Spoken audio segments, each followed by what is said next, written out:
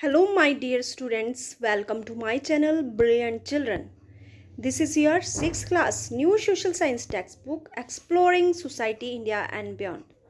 Chapter 7 India's Culture Root. Chapter के starting में एक वाइस सेइंग है तो इसे हम रीड करते हुए आगे बढ़ेंगे.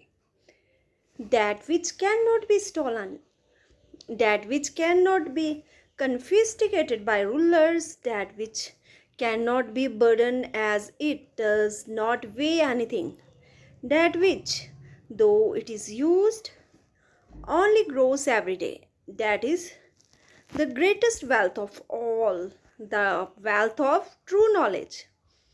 तो इस वाइस सेइंग में क्या बोल रहे हैं? जिसे चुराया ना जा सके, जिसे शासकों के द्वारा हड़पा ना जा सके. कन्फिस्टिकेटेड मतलब हड़प करना, हड़पा ना जा सके. That which can not be burden, जो बर्डन मतलब कोई जिसका कोई वजन बोझ नहीं है, क्योंकि इसका कोई वेट ही नहीं है, वे नहीं है, कोई भारी नहीं है. तो जब कोई चीज़ भारी नहीं है तो उसका बोझ क्या होगा हमारे ऊपर. डैट विच दो इट इज़ यूज्ड, जैसे जैसे ये इस्तेमाल होती है वैसे वैसे क्या करती है, दिन प्रतिदिन बढ़ती जाती है. ये क्या है? सबसे दुनिया की सबसे कीमती चीज़ क्या है? True knowledge. हमारी सच्ची दौलत क्या है? हमारी ट्रू नॉलेज. यहाँ पे हमारे सामने पिक्चर है. तो ये फर्स्ट पिक्चर है, एक ऋषि की है. तो ये कहाँ से ली गई है? हम्पी कर्नाटका से. सेकंड पिक्चर बुद्धा जी की है, कहाँ से ली गई है? भूटान से. थर्ड पिक्चर महावीरा जी की है, जो बिहार से ली गई है. बिग क्वेश्चन क्या है इस चैप्टर के? What are Vedas, what is their message. Veda क्या है, उनका मैसेज क्या है, संदेश क्या है. What new school of thought emerged in India in first millennium BC. What are their core principles? First millennium BC में कौन कौन सी है जो विचारधारा भारत में उभरी और इन विचारधाराओं के क्या मूल सिद्धांत थे. What is the contribution of folk and tribal tradition to Indian culture. भारतीय संस्कृति में लोगों का और ये जो विशेषता की जनजातियाँ होती हैं, इनके रीति रिवाजों का क्या योगदान था. तो इन क्वेश्चंस के बारे में हम चैप्टर में जानेंगे.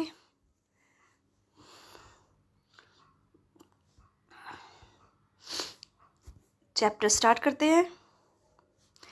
Indian culture by any estimate is several millennium old. Like any ancient tree, it has many roots and many branches.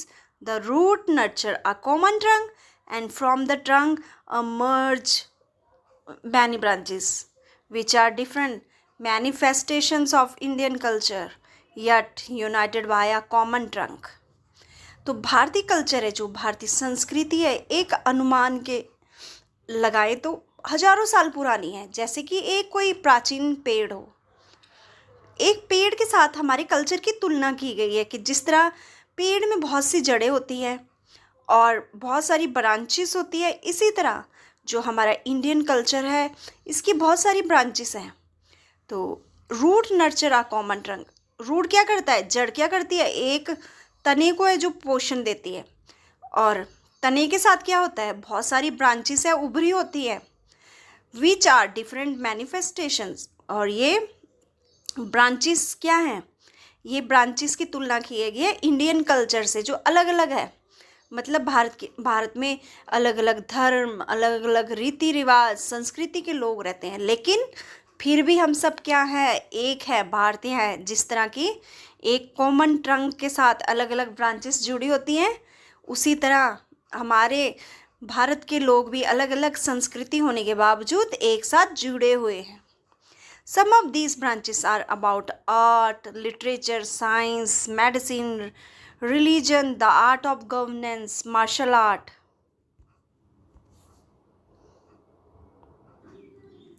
तो ये जो ट्री है, इसकी ये जड़ें हैं, ये क्या है, इंडिया की जो रूट्स हैं, कल्चर की रूट्स हैं, तो ये किसे नरिश कर रहा है? ये एक ट्रंक को नरिश कर रहा है। तो ट्रंक के साथ क्या उभरी हुई हैं? ये शाखाएं उभरी हुई हैं, अलग अलग शाखाएं। ये शाखाएं क्या है?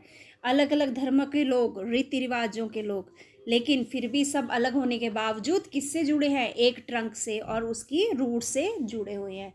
इसी तरह भारत के जो लोग हैं, अलग अलग होने के बावजूद भी एक दूसरे के साथ जुड़े हैं, क्योंकि सब लोग अलग अलग धर्म होने के बावजूद, उनके त्योहार, उनके रीति रिवाज होने के बावजूद फिर भी एक हैं। क्या हैं? भारतीय हैं। तो ये ब्रांचेस कौन कौन सी है?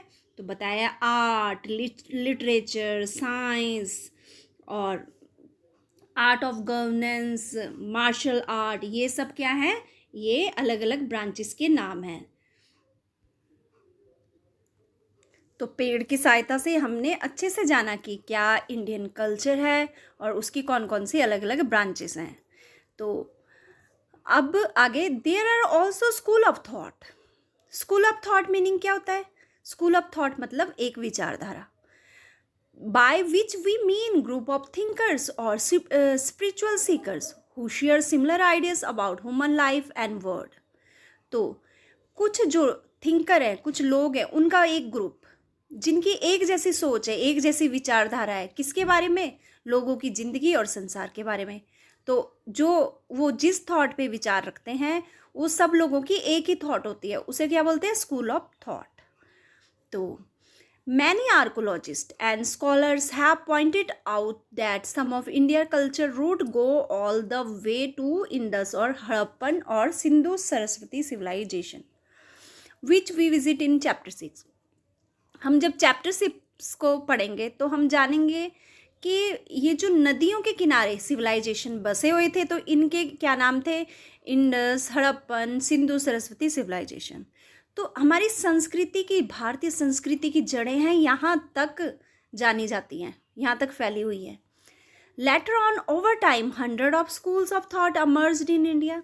लेकिन कुछ समय बाद कई सौ जो ऐसी विचारधाराएं भारत में उभरी।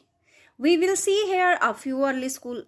यहाँ पे हम कुछ शुरू में जो विचारधाराएं उभरी उनके बारे में जानेंगे। Which have shaped India into a country with a unique personality. जिन विचारधाराओं ने भारत को एक यूनिक आइडेंटिफिकेशन दी, शेप दी। By understanding them and their root we can understand India that is Bharat better. इनके बारे में समझने के बाद और इनकी जड़ों के बारे में समझने के बाद हम इस बात से सहमत होंगे, अच्छे से जानेंगे कि इंडिया को डैट इज़ भारत क्यों है कहा जाता है। इंडिया डैट इज़ भारत क्यों है, ये नाम अच्छे से तब समझा जाएगा। आगे, the Vedas and Vedic culture. What are Vedas?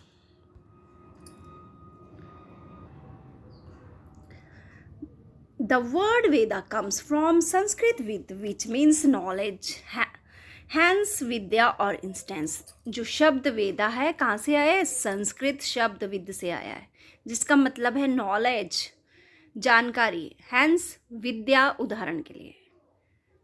We briefly mentioned the Rig Veda in earlier chapters।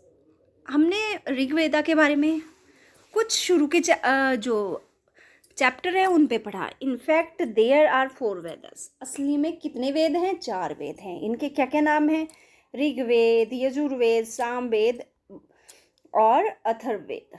They are most ancient text of India and indeed among the most ancient in the world. ये बहुत पुराने, बहुत ही प्राचीन मूल पाठ हैं, सिर्फ भारत में नहीं, संसार में प्राचीन। The Vedas consist of thousands of hymns, prayers in the form of poem and songs। वेदा किससे कंसिस्ट हैं? इसमें हजारों भजन हैं, प्रेयर्स हैं, किस फॉर्म में है? पोम्स और सॉन्ग्स में हैं, जिन्हें हम गा सकते हैं। That were recited orally not written। लेकिन ये जो वेद थे पहले, इन्हें लिखा नहीं गया था, ये सिर्फ orally बोलकर एक पीढ़ी से दूसरी पीढ़ी में ट्रांसफ़र हो रहे थे, क्योंकि शुरू में हम देखेंगे इन्हें बाद में लिखा गया। तो those hymns were composed in Sapta सिंधुवार region. We visit in chapter 5 में हमने सप्त सिंधवा रीजन के बारे में पढ़ा। तो इन वेदों को लिखा किसने है? तो इन वेदों को जब सप्त सिंधवा रीजन में कंपोज्ड किया गया था, उससे पहले ये क्या थे? ओरली एक पीढ़ी से दूसरी पीढ़ी में ट्रांसफर हो रहे थे। It is difficult to say when exactly the Rig Veda the most ancient of 4 was composed. ये कहा जाना बहुत मुश्किल है कि ऋग्वेदा को, जो चारों वेद हैं, इतने प्राचीन वेद है, कब इन्हें लिखा गया। लेकिन experts have proposed dates and ranging from the 5th to 2nd millennium BC। लेकिन जो एक्सपर्ट्स हैं मानते हैं कि 5th से 2nd millennium before common era में इन्हें कंपोज्ड किया गया, लिखा गया। So for anything between 100 and 200 generation, फिर इसके बीच में 100 से 200 पीढ़ियों तक ये क्या हुआ? These text have been committed to memory through rigorous training and passed on orally with hardly any alterations। तो 100 से 200 पीढ़ियों तक ये सिर्फ याद करके और बिना किसी चेंज के एक पीढ़ी से दूसरी पीढ़ी में इसका ट्रांसफ़र हो रहा था, ये पहुंचाए जा रहे थे। द वैदिक hymns were composed bye rishis, male seers or sages, or rishikas, female one, in an early form of Sanskrit language। तो संस्कृत भाषा में शुरू में जो वैदिक हिम्स थे, वैदिक भजन थे, किसके द्वारा लिखे गए थे? जो मेल ऋषि थे और फीमेल ऋषि थे, ऋषिकास थे, उनके द्वारा किस भाषा में लिखे गए? संस्कृत भाषा में। और ये किस फॉर्म में थे? ये थे पोइटिकल फॉर्म में थे, जिन्हें गाया भी जा सकता था। और in many deities as Indra, Agni, Varuna, Mitra, Saraswati, Usha and many more. तो इनमें किस किस का गुणगान हुआ है? कई देवी देवता जैसे इंद्र, अग्नि, वरुण, मित्र, सरस्वती और उषा, और भी कई देवी देवताओं का जो गान किया गया है। टुगेदर विद द सीज दीज डाइटीज सस्टेन्स रिदम। जो ये साधु संत थे और इनके साथ जो देवी देवते थे, उन्होंने क्या किया? रितम मतलब सच को कायम रखा, ट्रुथ को कायम रखा। किसके बीच में? ह्यूमन लाइफ एंड कॉस्मोस, ब्रह्मांड और इंसान के बीच में क्या करा? सच को कायम रखा। The early rishis and rishikas saw those gods and goddesses as one. जो शुरू में ऋषि और ऋषिकास थे, उन्होंने क्या देखा? गॉड और गॉडेसेस, देवी देवते सब एक है, नॉट सेपरेट बीइंग, अलग अलग नहीं है। As one famous hymn put it, एक फेमस हिम में इसे पुट किया गया है। जैसे एकम सत विप्रा बहुधा वदंती, the existence that is the supreme reality is one but sages give it many names. तो जो ईश्वर है, जो भगवान है, सुप्रीम रियलिटी है, वो एक है, लेकिन संतों ने इसे अलग अलग नाम दिए गए हैं कि ईश्वर एक है, देवी देवते सब एक है, अलग अलग नहीं है। In this world view some values were especially important, beginning with the truth, which was often another name for God।